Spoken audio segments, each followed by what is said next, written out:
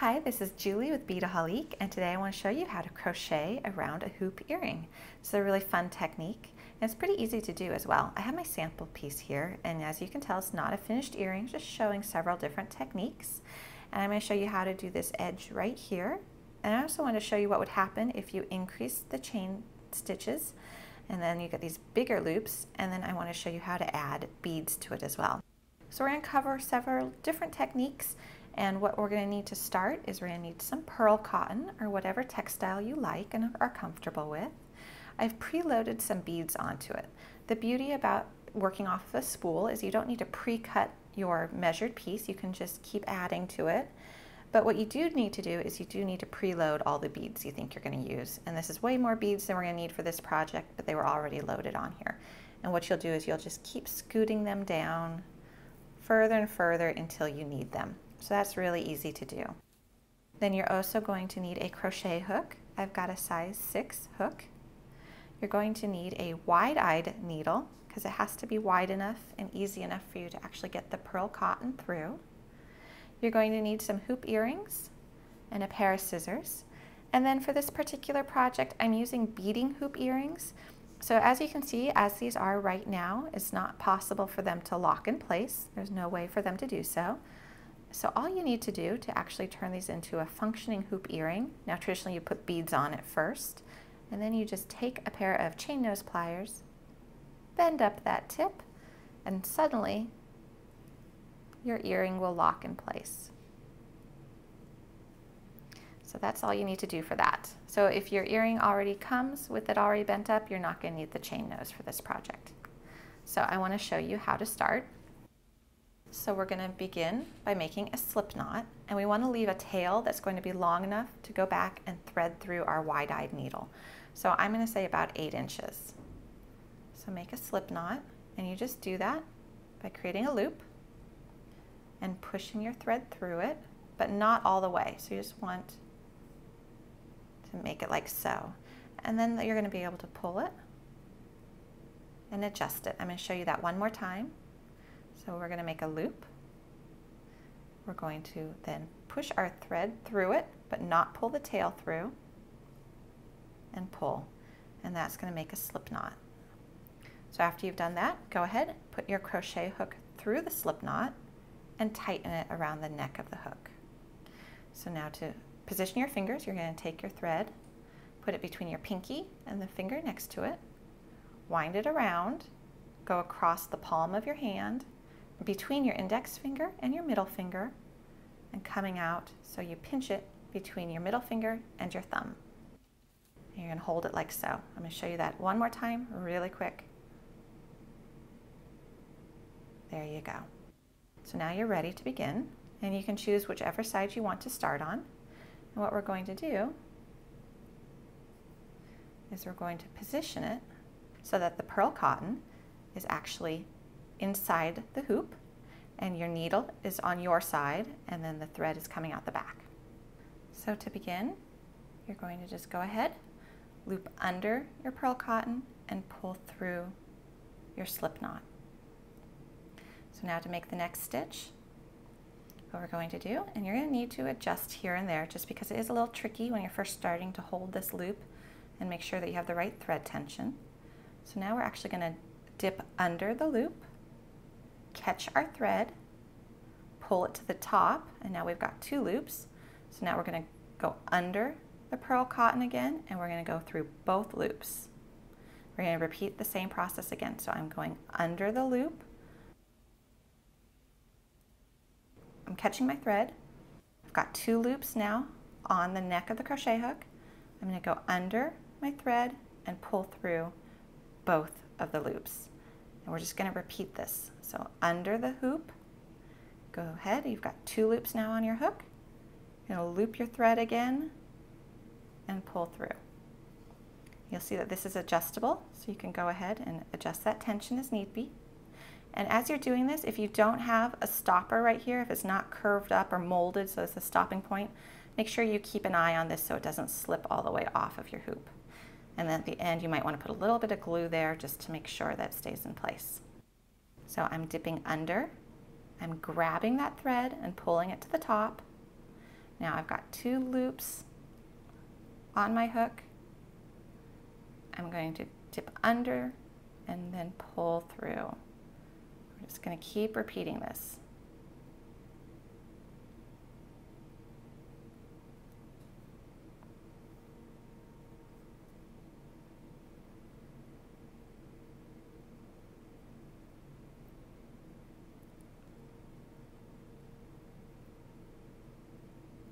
I want to show you what we've got at this point. So I'm going to pull this out a little bit just so I don't lose it.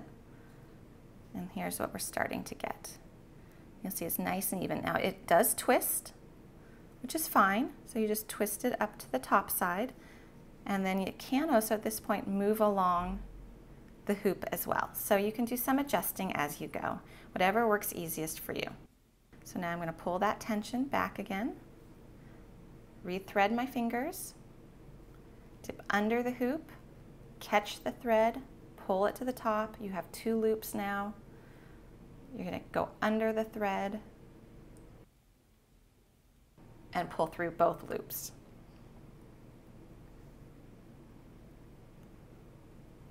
So now I'm just going to continue until I've done all the way around my hoop.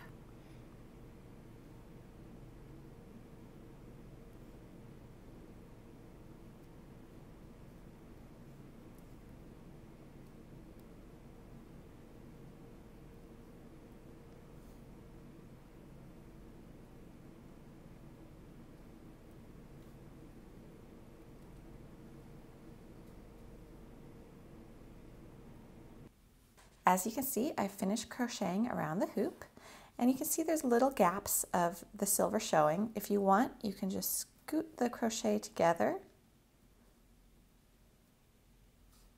Take my hook off. If you're going to take your hook off for a moment, make sure you just pull that loop a little further so that it doesn't become undone.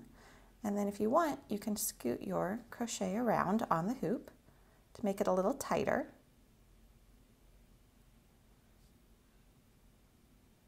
There we go, and now you can't see that silver if that's the look you're going for, and then you just finish crocheting a little bit more. And this is actually a very nice look. You could leave your project like that and call it done, but I do want to show you how to do the little edging and then add the beads to the edging as well. So I liked my crochet a little bit more spread out. I didn't mind the silver so much. And I'm just going to do a couple more little loops, and then I'm going to show you how to do that edge. So I'm going to put it in the loop. And it can be a little bit hard when you get to the end to keep it on the loop and to prevent the thread from slipping. So I'm actually going to pull my crochet together again a little bit so I have a little bit more of the loop to catch under. I'm going to put my hook through, and I'm going to do the same process, loop under, pull it to the top, and I'm actually holding on to the end of the hoop right now so that this stays on it and doesn't slip off. I'm going to do one more. Loop under, pull it through to the top, and pull it through both loops.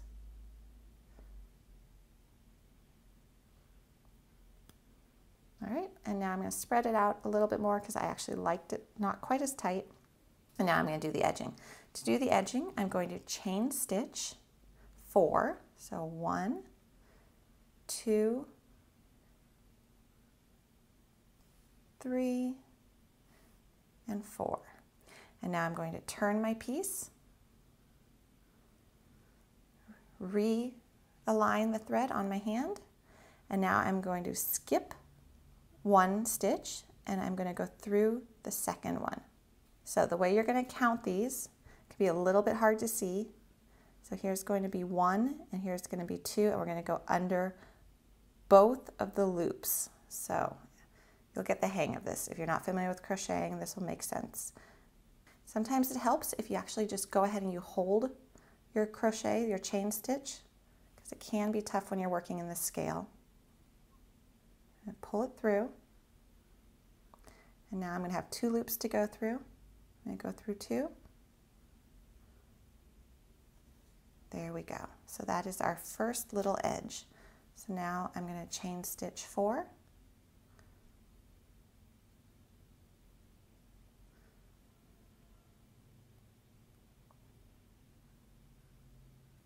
And repeat the same process. So now I'm going to skip 1, so there's 1, and I'm going to go through 2.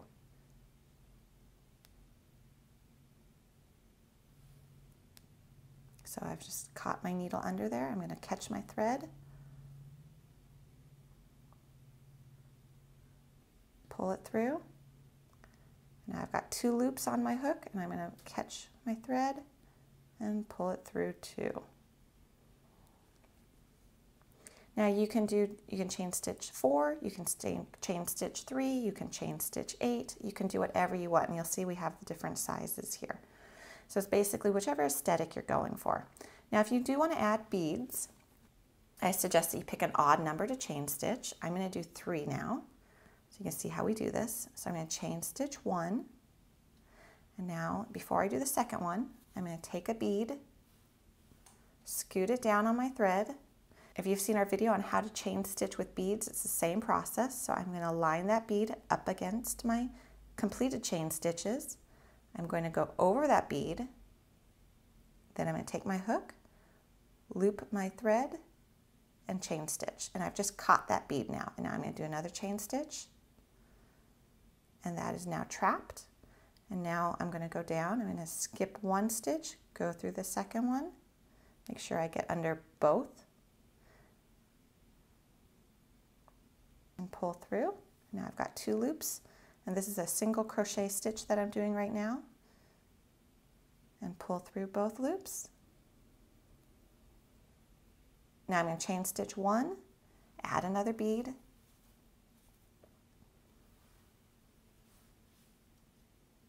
scoot it all the way down, make sure I go over it with my needle, loop my thread, and chain stitch, and then chain stitch 1 more. Now we're going to count again, so we're going to skip this one, and we're going to go through the next one.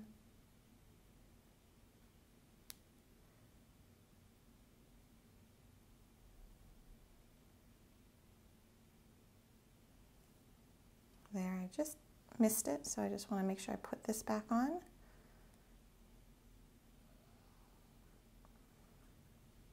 I'm going to do this for just a little bit so you can see the process.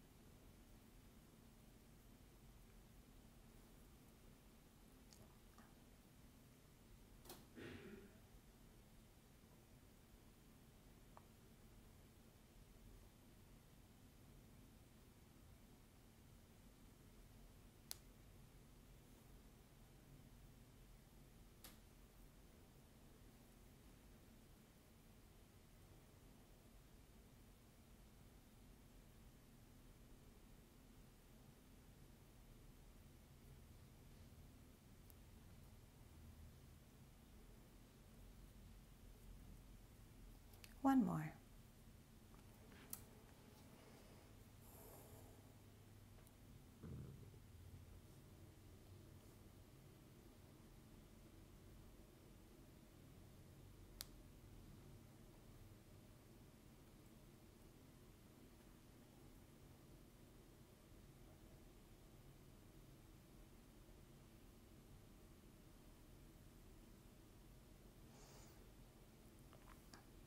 All right, so there we've got some beads on here. I want to show you what it looks like. So we've got nice loops with beads. And again, you can make them whatever size you want. Now, how do you end this? So what you would do is if you got all the way to the end, you'd work your way around. And I'm going to pretend we're at the end right here.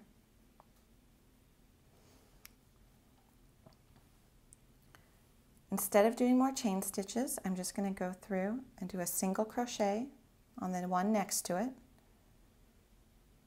just so it has just a little bit more of a tapered feel. There we go. And then I'm going to pull my loop larger. I'm going to snip off about a tail of about 8-9 inches, and I'm just going to put the tail through my loop and pull. And then I'm going to take my big eye needle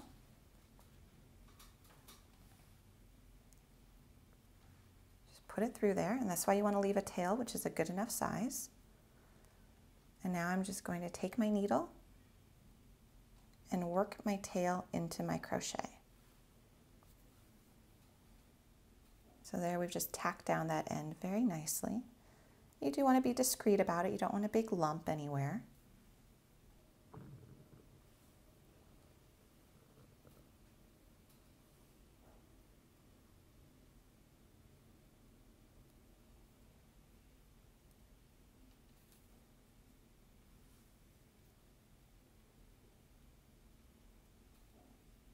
Once you've woven it back in for between 1/4 of an inch and 1/2 an inch, you can then just go ahead and snip it off. And then that's a nice finished edge for you. And then you'll do the same thing with the tail you started with. You'll just take your big eye needle, put the tail through it, and we're going to do the same process. We're just going to go ahead and stitch our pearl cotton into the crochet work that we've already done.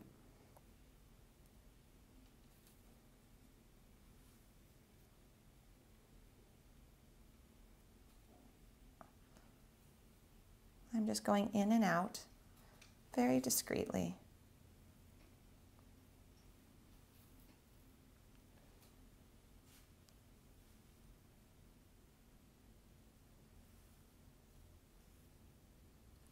And then I'll just snip it off. So our ends are taken care of, and you've been able to go ahead and crochet a beaded edge.